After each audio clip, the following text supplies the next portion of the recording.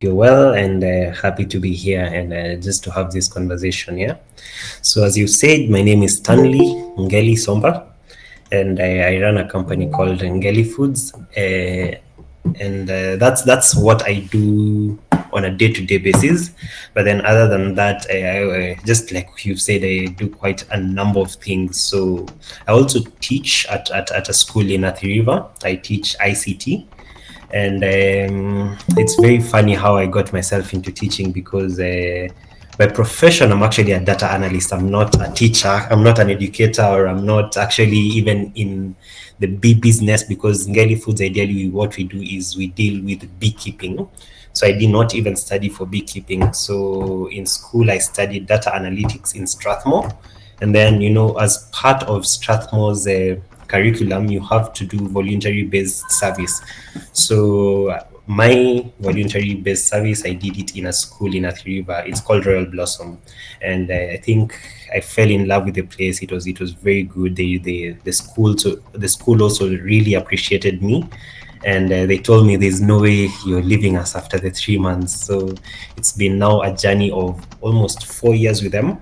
So, but I do that part time, and it's very good for me as a business owner, because I think one of the things that I do a lot in my business is I pitch for either for equity or for awards or for just pitching to customers to buy into our products.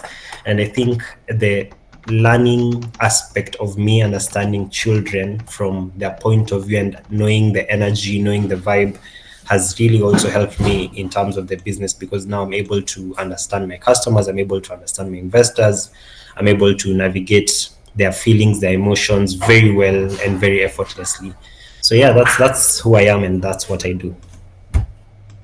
Wow, that's a wonderful explanation, introduction. I mean, and definitely get into that. But I like the way you have started by saying that, there are these things there are things in life that come at you unexpectedly. You never planned for them. You just find yourself going towards that side. So probably just that's what I want to know then about Ngeli Foods. Was it something that you planned while you're in campus? Is it is, is this one of the many things that you just found yourself into? What is the inspiration behind your company, Ngeli Foods? Yeah. Okay, yeah. So I started Ngeli Foods actually when I was in first year at Strathmore, and how I got myself into Ngeli Foods is so basically my parents were practicing beekeeping, but then they were doing it at a very small scale point of view, and at that time I really wanted to keep myself busy and just to make sure that I earn some money to be able to do my own things in university. And so just me wanting to try to help out in their venture turned out into a good and successful business, because at the time like all the honey we were producing, because we also have a farm that we produce honey and bee products. We were consuming all the products, so we were not even taking it to the market for sale and everything. But then when I got in, I think I really wanted to expand from the home consumption to a bigger level, and just things aligned. I'd say that, because during the course of my university, it was very hard actually to balance books, business, and especially a scalable business, because how I look at businesses, I don't want to do business so that I can survive a day. I want to do business so that I can be financially free.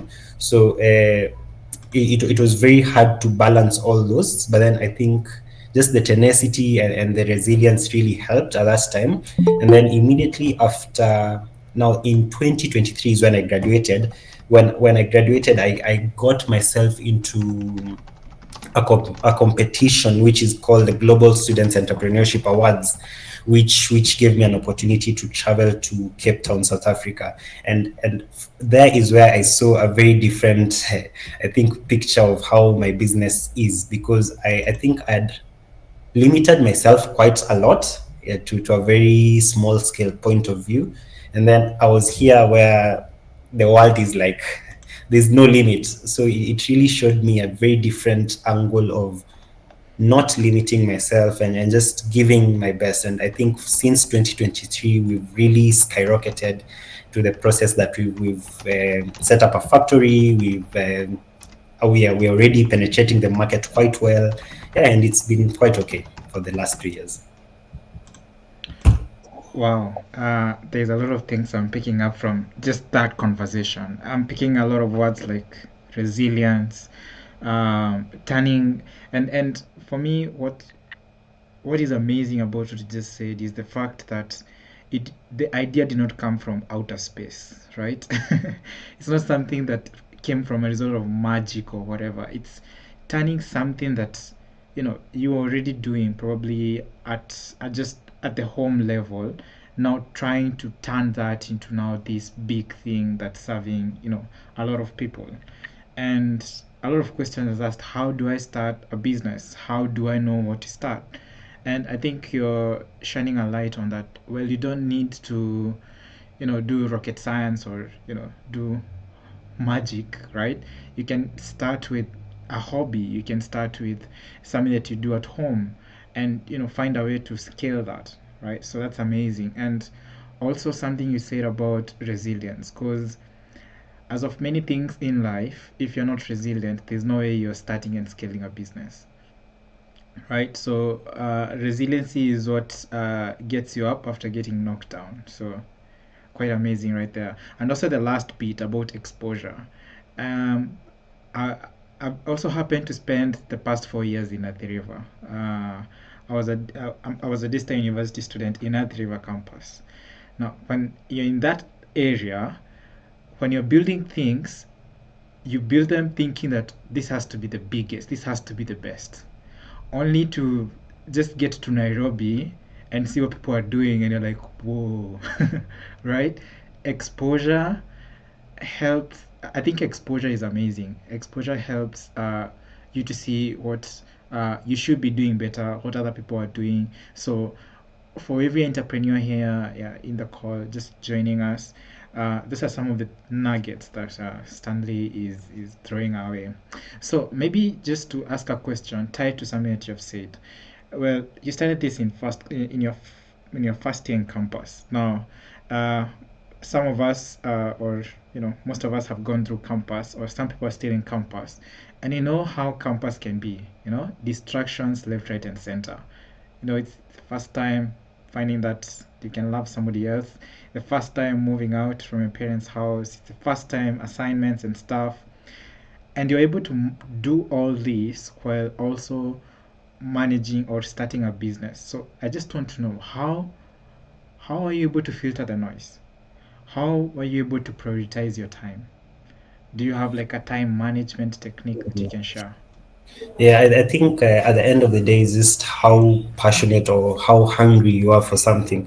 Because I was really passionate about business, and I still am very passionate about business. So I really wanted to make sure it works.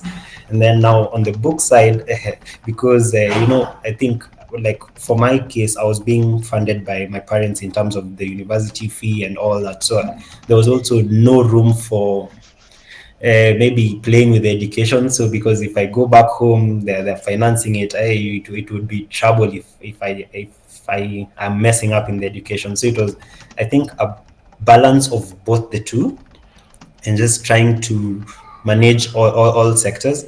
But then, just yet again, just to my point number one, how hungry you are to what you want. Because I mean, in the world that we are in, if you, I'll give it to an example, to, let's say, like a normal man and woman relationship.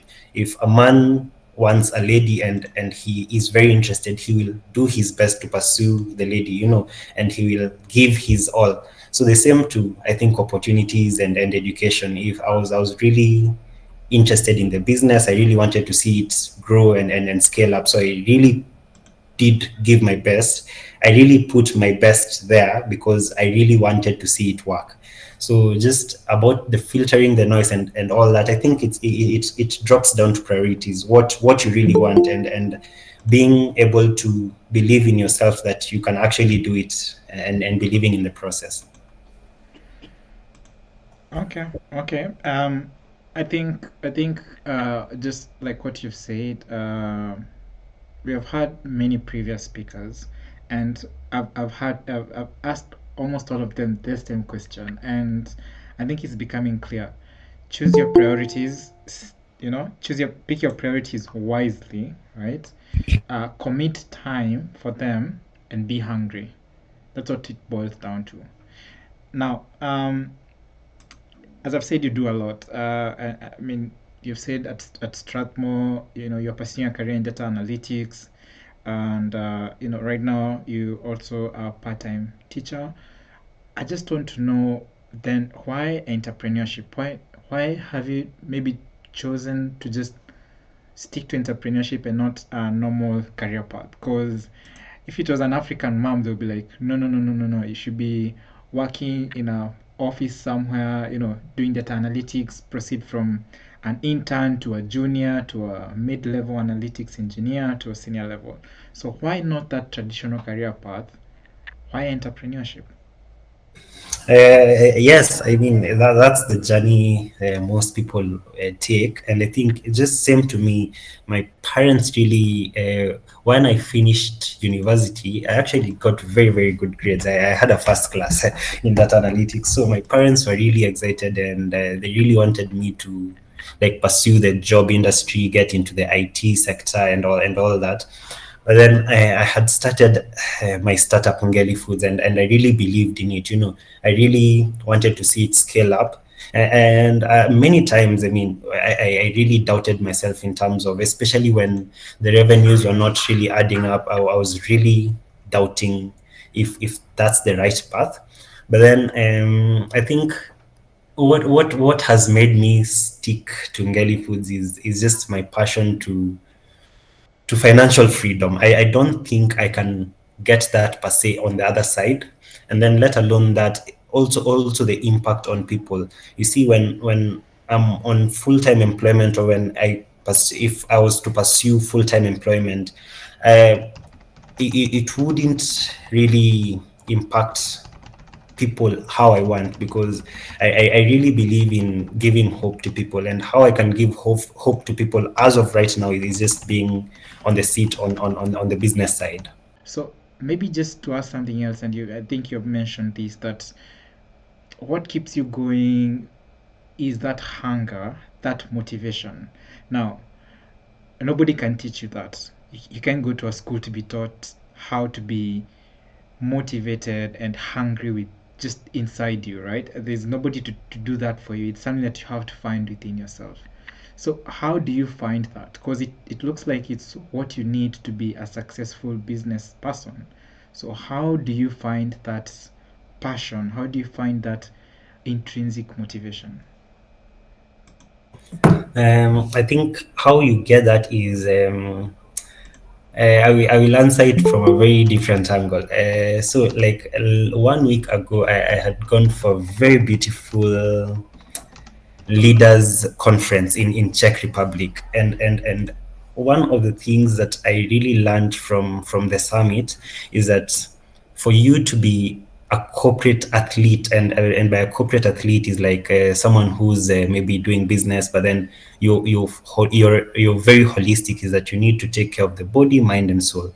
So for you to get that self drive, I think it boils down to you yourself making sure you work on your body, your mind, and your soul. Once you're able to tick the three, it will be like things will align. You'll be able to find yourself in spaces where you're able to communicate more efficiently. You will find yourself in positions where opportunities are there, and opportunities are not passing. Opportunities might be there, but then you're also able to take them and move on with them. So I think the self efficiency or the self drive comes from a point of you working on yourself. So making sure your body, mind, and soul are tick. What are the top three challenges? Just top three biggest challenges you faced in the early days of starting, and how did you overcome them?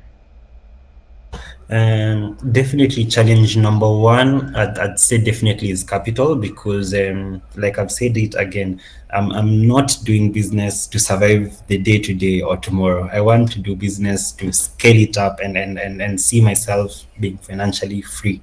So, and for you to be financially free, I believe it needs a scalable, or it needs quite a good amount of capital. So I'd say my number one issue just navigating the business was capital. Secondly was market penetration, and just market penetration because I'm I'm in an industry where there are a lot of other honey players or beeswax or bee products. So that also was a big challenge. And challenge number three, I'd say maybe in terms of now efficiency, like standard operating procedures, and how I've been able to navigate the three. Number one being capital. There are lots of opportunities for young people with grants, because you see I'm in the agricultural space. So in tech, it would be easy for me to fundraise with equity, give away, let's say maybe 20%, and then retain, or even 50 for while worst case scenario. But then in agriculture, there are not so many of those opportunities where you're able to give out equity and then you're financed as an idea. So, but how I've navigated it is that I've really perfected the art of pitching. So there are lots of competitions for pitching, and they usually give out ideally grants. So I think that's how I've been able to navigate my early startup idea stage to transition to a prototype and now having a product that is out there in the market. And then secondly, on market penetration is about I've been able to identify the problem really well, to understand what is the issue in the beekeeping sector. And then from there, well, actually, I can just state it out. The problem in beekeeping is that a lot of the Kenyan honey is actually imported from Tanzania. And why this is so is because Kenyan honey, like Kenyan bee farmers, don't know how to practice beekeeping the right way. And then you see this honey that comes from Tanzania, a lot of it you do not know the source. So it might be added something in between, and you will never even know where that happened. So you can even go to a supermarket, maybe they'll tell you they bought it from maybe their supplier that way. The supplier, so there's no maybe traceability. And so just to make sure that I penetrate in the market, I came in with an innovative solution whereby I've actually used data analytics, what I studied in university, to create a traceability system. And so all our products, be it our honey or our beeswax or our granola, you're able to know from the packet where it comes from. So the exact farmer, where, if it's honey, if it's oats, where the exact farm it was farmed and all that. So we've put a bit of technology to make sure that we are unique and we've been able to penetrate the market. Yeah, that's all I can say. It is becoming clear from your conversation, in order for you as a business owner trying to look for capital, to unlock that capital, you have to you have to get out there, you have to talk about what you are doing, and then you have to convince somebody your vision and your potential, right? So it's becoming very clear, and I think that's something that a lot of young entrepreneurs have not really cultivated: the art of pitching, the art of approaching somebody and talking about what they really do and asking for support. The other thing is uniqueness. Now, we keep emphasizing it in our university, and I'm glad that that's what you have also realized outside there. That if you are to be able to penetrate the market really well, there are many other factors, of course, so many other factors, but one of the factors is that uniqueness. And you have to try and find, how do I differentiate myself from so many other people in my space? Yeah, So, that's very true. And yeah. I think just to for one to understand their uniqueness, they need to go back and identify their problem.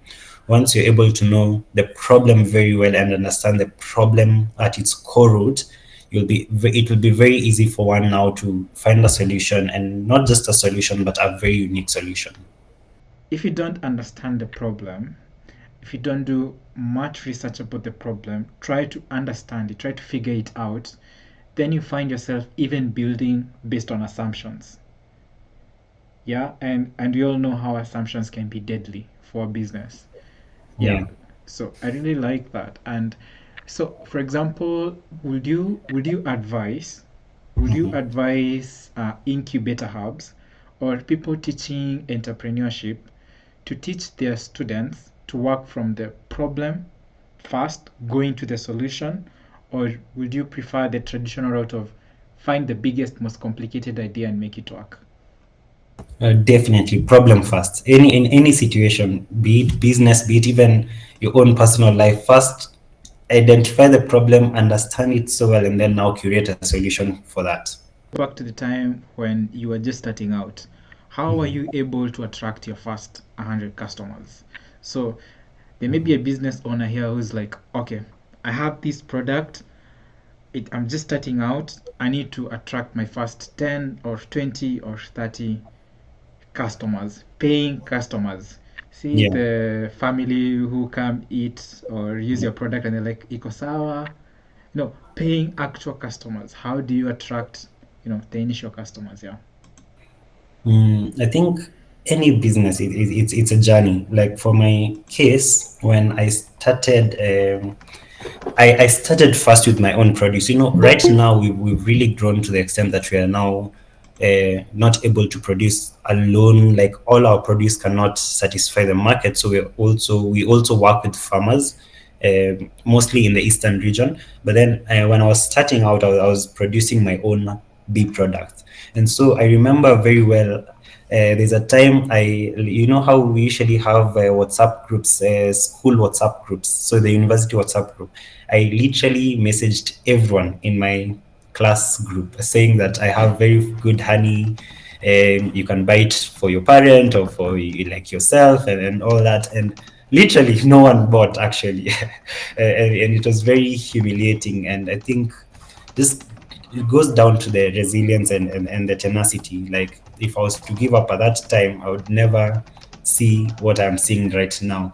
But then just to get the first 100 customers is you first do, and now this I'm saying from a point of now, since I've gone through the journey and I've been able to get more clients. I think one of the way that I'd say is first do a market research. Know who is your customer and who is your consumer, so that you know who is able to pay for the produce and who will ultimately use the product.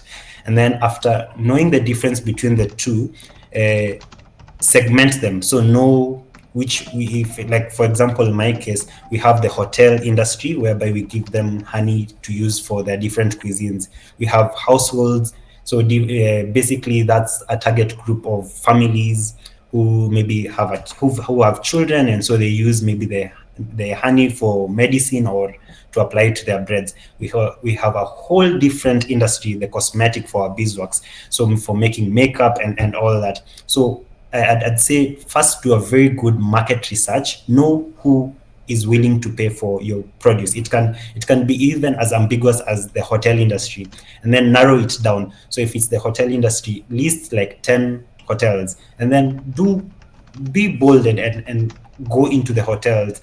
Ask them if they'd be willing to collaborate with you, and if they say no, it's totally fine. I think there's so many people in Kenya and just ultimately in the world who, so long as you tell your story as is very well, they will be able to buy into your product. So first is do a market research, and then narrow it as down as possible, and then just be bold and go out there and ask for what you want. It's not an event, it's a process. It's a process, and so many people have talked about this if you go online about attracting your first paying customers. But I guess it all boils down to what you have just said. If you don't know who your customer is, if you don't know who can pay for your product, then there's nowhere you're going. You have to do your research. And as you have said, there are two types of people. The first one is your customer.